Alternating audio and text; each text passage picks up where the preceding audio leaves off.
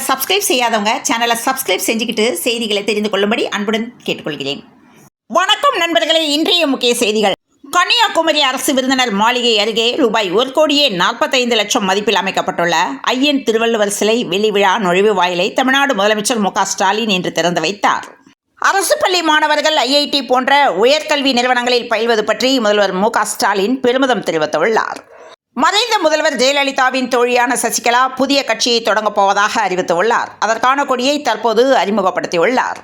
கருணை தொகை என்ற பெயரை உதவித்தொகை என எடப்பாடி பழனிசாமி இன்று மாற்றியுள்ளார். கருணை தொகையாக ஒவ்வொரு குடும்பத்துக்கும் ரூபாய் 10,000 என்ற அறிவிப்புக்கு சமூக வலைதளங்களில் விமர்சனங்கள் எழுந்த நிலையில் பெயர் மாற்றம் செய்துள்ளார்.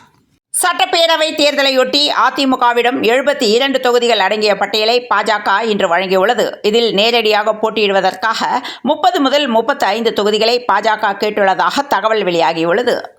அதிமுக பாஜக இடையிலானது பொருந்தா கூட்டணி என விடுதலை சிறுத்தைகள் கட்சி தலைவர் திருமாவளவன் கூறியுள்ளார்.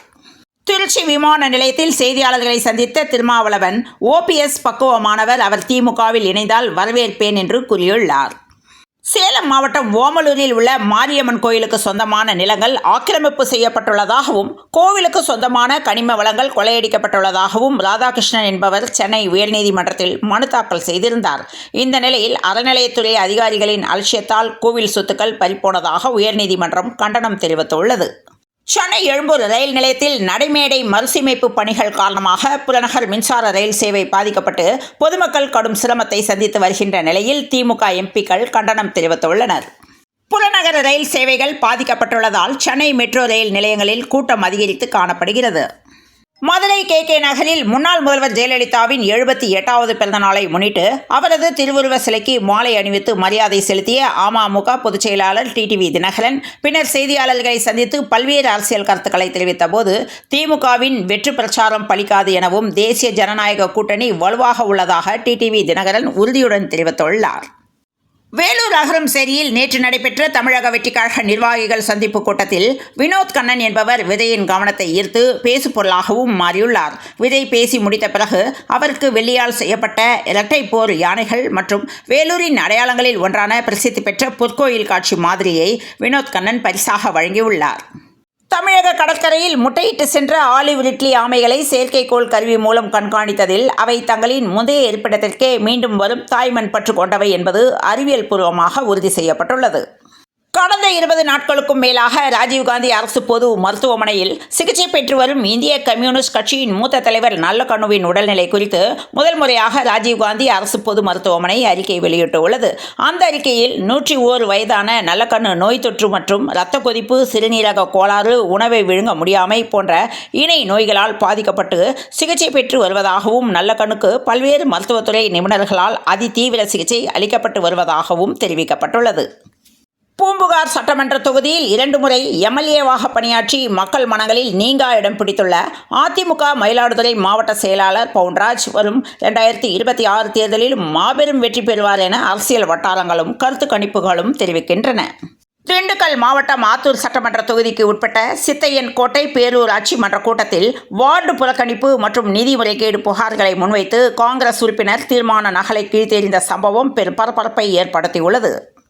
அதிமுக பொதுச் செயலாளரும் எதிர்க்கட்சி தலைவருமான எடப்பாடி பழனிசாமி அக்கட்சியின் 3ஆம் கட்ட தேர்தல் வாக்குறுதிகளை இன்று வெளியிட்டுள்ளார். அப்போது பேசிய அவர், தற்போதைய திமுக ஆட்சியில் நிர்வாக திறமையின்மை காரணமாக அத்தியாவசிய பொருட்களின் விலை உயர்ந்துள்ளதாகவும், சொத்து வரி, மின் கட்டணம், குடிநீர் வரி உள்ளிட்ட பல்வேறு வரிகளால் பொதுமக்கள் கடும் சுமைக்கு உள்ளாகி இருப்பதாகவும் விமர்சனம் செய்துள்ளார். இந்த சூழலில் மக்களின் நிதி சுமையை குறைக்கும் வகையில் ஒவ்வொரு குடும்பத்திற்கும் 10,000 ரூபாய் கருணை தொகை வழங்கப்படும் என்று அவர் உறுதியளித்துள்ளார். தென்காசியில் டாக்டர் இல்லை வரலை 1.5 வயது குழந்தை பலி, செவிலியர் சொன்ன பதில். அரசு ஆரம்ப சுகாதார நிலையத்தில் 1.5 வயது குழந்தை உயிரிழந்த சம்பவம் பெரும் சோகத்தை ஏற்படுத்தியிருக்கும் நிலையில் சம்பவம் தொடர்பாக மருத்துவமனை நிர்வாகம் மற்றும் பொதுமக்கள் தரப்பில் முரண்பட்ட தகவல்கள் வெளியாகியுள்ளது பரபரப்பை ஏற்படுத்தியுள்ளது. மதுரையில் தலைவர்கள் வரும்போது கட்சி துண்டுகளை கழற்ற வேண்டும், அதிமுக கண்டிஷன் இட்டுள்ள நிலையில் தமிழக வெற்றி கழகத்தின் தாக்கமா என்ற கேள்வி எழும்பியுள்ளது. சென்னையில் புறநகர ரயில்கள் ரத்து செய்யப்பட்டுள்ளதால் பள்ளி கல்லூரி மாணவர்கள் பணிக்கு செல்வோர் கடுமையாக அவதிக்கு ஆளாகியுள்ளதாக திமுக நாடாளுமன்ற குழு தலைவர் கனிமொழி கூறியுள்ளார். நிதித்துறை நிபுணர்கள் மூலமாக வரியை உயர்த்தி வருமானத்தை பெருக்கி வாக்குறுதிகளை நிறைவேற்றுவோம் என்று எதிர்க்கட்சித் தலைவர் எடப்பாடி பழனிசாமி தெரிவித்துள்ளார். விஐடி துணைத் தலைவர் சங்கர் விஸ்வநாதனுக்கு கௌரவ டாக்டர் பட்டத்தை தாய்லாந்து பல்கலைக்கழகம் வழங்கியுள்ளது.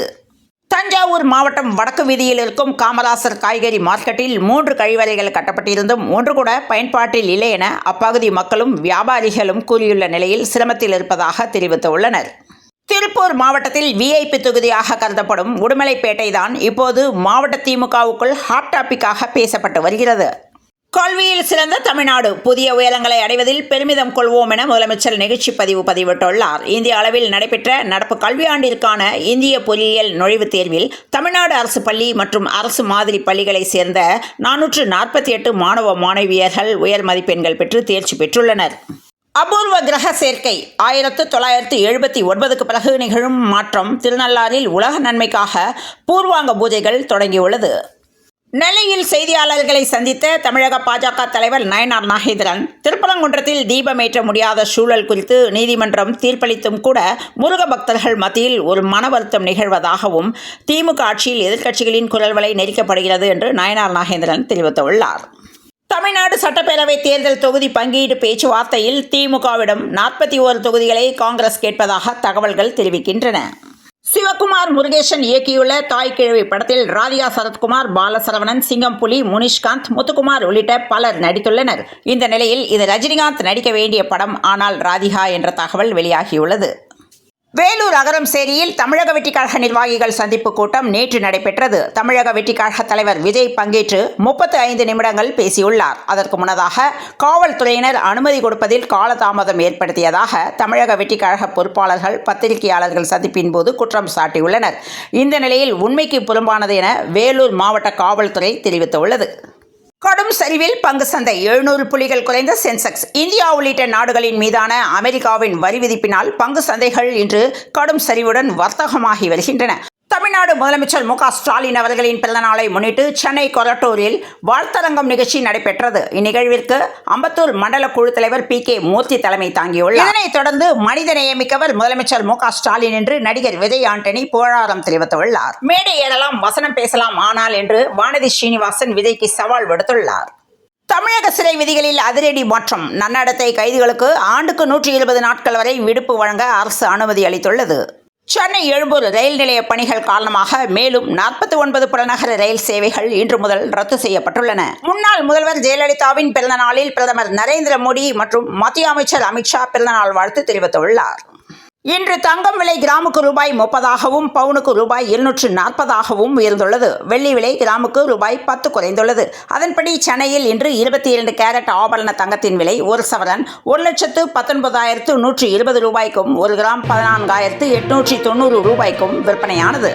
மக்களே உஷார், வெப்பம் சார்ந்த நோய்கள். சுகாதாரத்துறை வெளியிட்ட வழிகாட்டுதல். கோடை காலத்தில் வெப்பம் அதிகரிக்கும் போது நம் உடல் நலனில் கூடுதல் கவனம் செலுத்துவது அவசியம் எனவும் தமிழ்நாடு பொது சுகாதாரம் மற்றும் நோய் தடுப்பு மருந்து துறை வெப்ப நோய்களிலிருந்து பாதுகாக்க பல்வேறு வழிகாட்டுதல்களை வெளியிட்டுள்ளது.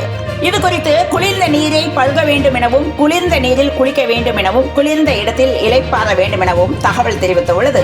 இத்துடன் இந்த செய்திகள் நிறைவடைந்த நிலையில் தொடர்ந்து இணைந்திருங்கள். பிரபாஸ் கதம்பம் செய்திகளுடன் மீண்டும் நாளைய செய்தியில் சந்திப்போம். நன்றி, வணக்கம்.